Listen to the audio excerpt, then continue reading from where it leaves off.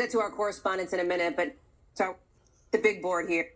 Steve Kornacki. Allie, this is it. I know. Our last NBC News national poll, and the headline is super consistent. This race is still extremely competitive. Exactly. I mean, it's fitting because certainly no one really knows what to make of everything that's been happening. Yeah. So we land a 49-49 Harris-Trump tie in our final NBC News national poll. And take a look a little bit underneath this here. How about the issues that are driving this campaign? And again, this is a consistent story. Where does Harris a 20-point Trump on who do you trust more, who would do a better job when it comes to abortion? Trump, again, it's inflation, it's the cost of living. That's his best edge here. He does well on the border, too. But we've seen that throughout the campaign, and that's where it lands at the end. Again, consistency over the last few months here. You know this. I know you know this. Races are not won or lost nationally. They are won or lost in the battleground states. And there's some new numbers here that may contain potentially some surprises. Final set of battleground polls, all of them here from the New York Times, Siena College, one of the best regarded pollsters out there. And look, they do show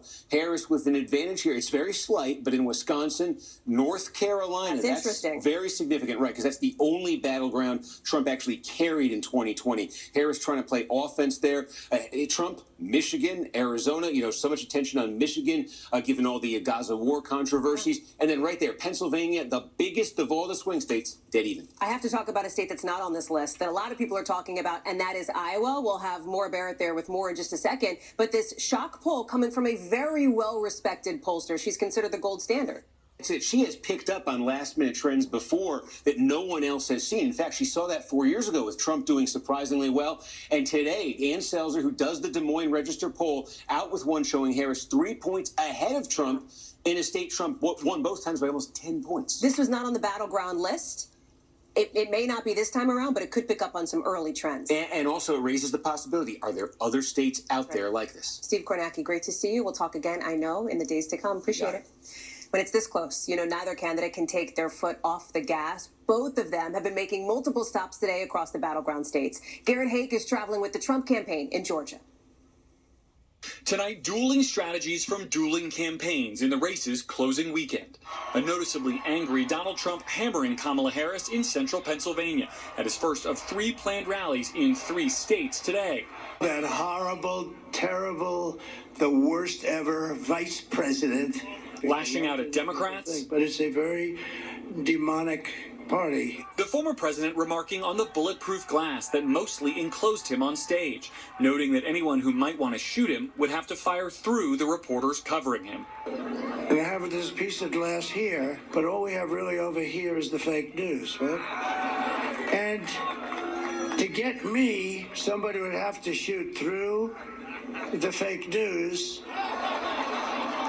And I don't mind that so much. Trump's campaign later issuing a statement that did not disavow his remarks, reading in part, quote, President Trump was stating that the media was in danger, in that they were protecting him and therefore were in great danger themselves. Also making headlines after RFK Jr. saying a new Trump administration would, quote, advise all U.S. water systems to remove fluoride from public water.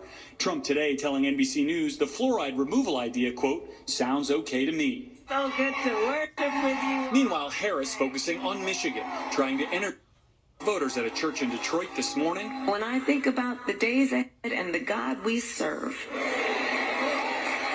we were born for such a time as this. And later at a black-owned business outside Detroit. And reaching out to Arab and Muslim voters angry about the administration's handling of the war in the Middle East. We need to end the war, and we need to get the hostages out. And as President of the United States, I will do everything in my power to achieve that end and a two-state solution. Overnight, Harris making a surprise appearance on Saturday Night Live, giving the show's version of herself a pep talk. The American people want to stop the chaos and end the drama with a cool new stepmama. Kick back in our pajamas and watch a rom-Kamala. Like Legally Blondula. And start Garrett is joining us now from a rally in Georgia. And Garrett, it looks like Mr. Trump is not going to be ending his campaign appearance with his now former rival Nikki Haley, right? That's right, Hallie. Haley penning an op-ed in the Wall Street Journal urging skeptical Republicans to support Trump, but the two won't appear together, even as Harris aggressively courts Haley's supporters. Hallie? Garrett Haig, thank you very much. With one full day left of campaigning, we have new reporting tonight about the closing strategies for both campaigns. Aaron Gilchrist is traveling with Vice President Harris in Michigan. Are we ready to vote? As they head into the final campaign, both sides doing everything they can to energize their supporters, laser focused on turning out the vote. Vice President Harris with her last rally in Michigan tonight. But tomorrow going all in on must-win Pennsylvania with 3 stops there, ending with a star-studded final rally in Philadelphia. Today posting a video urging people to vote and showing her absentee ballot. So make sure you fill out your ballot. I did mine. I'm going to put it in the mail. Harris using an optimistic closing message, trying to show a contrast with her opponent. I see an incredible number of our young people, our young leaders.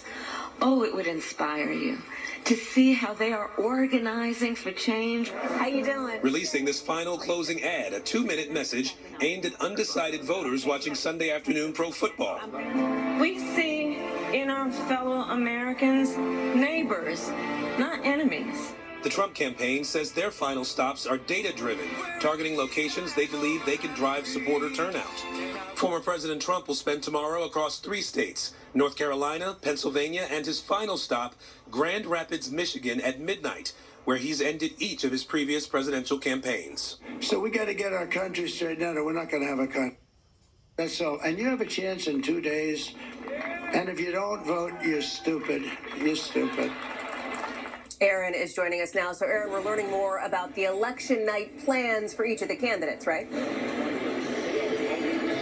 Yes, Hallie, a source tells us that Trump will spend his election night at a watch party in West Palm Beach, Florida, after he votes there in the morning. Harris will be at election night parties at her headquarters in Washington, D.C. at Howard University, her alma mater. Hallie? Aaron Gilchrist in East Lansing for us tonight. Thank you. Now, neither candidate is traveling to Iowa in the final stretch, a state that hasn't really been on anyone's radar as a battleground till, that is, about 24 hours ago, when that new poll sent shockwaves across the political landscape, showing the race there may be up for grabs. We sent Maura Barrett to find out more. A Midwest surprise overnight. I didn't have this on my bingo card. Is that like Highly respected Des Moines Register poll showing Kamala Harris leading Donald Trump in the solidly Republican state of Iowa.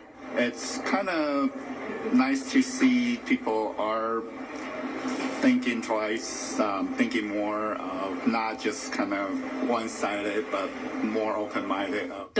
Showing Harris leading, but within the margin of error.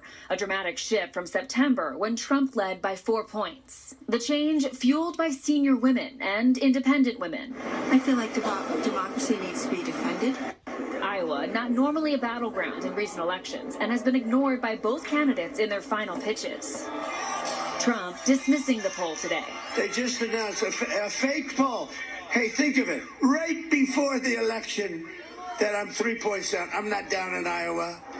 One possible contributing factor, Iowa passed a strict 6-week abortion ban this summer, which may be energizing women to vote. it should be between the person and their provider, not the government. Human rights really, I think, is what this election has become about, unfortunately. This latest poll seems a bit off. University of Iowa political science professor Tim Hagel echoing skepticism from both Republican and Democratic strategists. If Harris wins Iowa, how does that shift the larger electoral map? We've only got 6 electoral votes, and if it shifts to Harris's side, then that's a 12-vote shift. Trump would have to win some other states in order to compensate for that, and so that could be problematic. Secret Service guys. And another bright spot for Republicans here, they've managed to increase their voter registration advantage by about 170,000 people just since last cycle. Hallie? Maura Barrett, thank you.